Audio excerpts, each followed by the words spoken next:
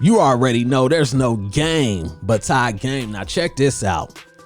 Patrick Clark, aka DJ Pat, they are saying that this person who they are saying is the one who bullet took out Takeoff, RIP Takeoff. You know, they saying that he caught another body back in 2018. Now, there's a couple stories surrounding that. You got one story where they say that somebody was trying to rob DJ Pat. DJ Pat wasn't going. DJ Pat let off that fire and dude got up out of here. You got another story saying that a person at the club got pepper sprayed, went to the car, grabbed his blicky, came back, start popping at the security guard and at DJ Pat, etc. And DJ Pat returned fire and got him up out of here. Now, regardless of which story you decide to take or which one really happened, point of the matter is whoever did it got up out of here.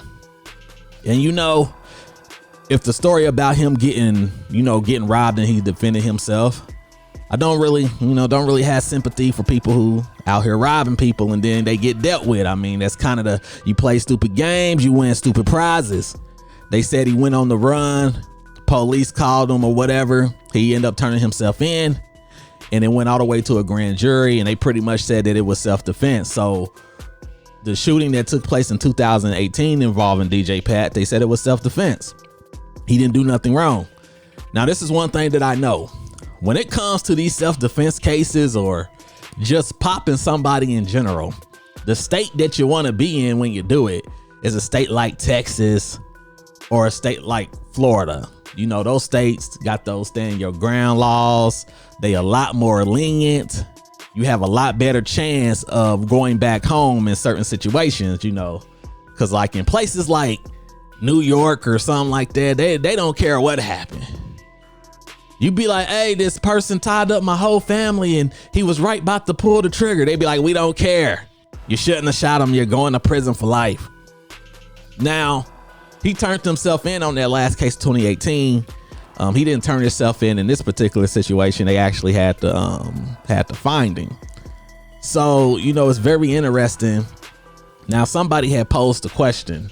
I believe it was DJ Academics, where he was like, well, if DJ Pat was popping off his blick in self-defense and one of the bullets just happened to hit Takeoff, how's that gonna work? How does that turn out? Like, and I mean, that's a good question, but I believe that regardless, they're gonna charge him with it anyway.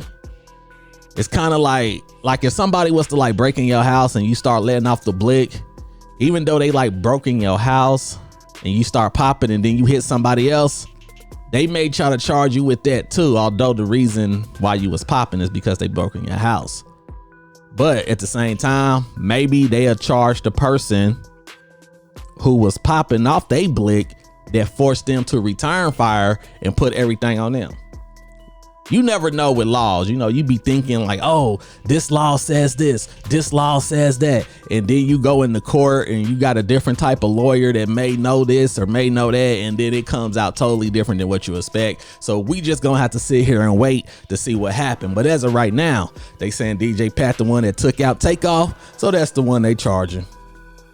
Let me know your thoughts in the comments. Let me know if it turns out that he hit Takeoff because he was returning fire and somebody else shot them first. Do you think they're gonna lessen the charge, or do you think he's up out of here regardless? Remember, the facts of life remains the same. There's no game but tie game. Hit that subscribe button, hit that notification bell. Let's go.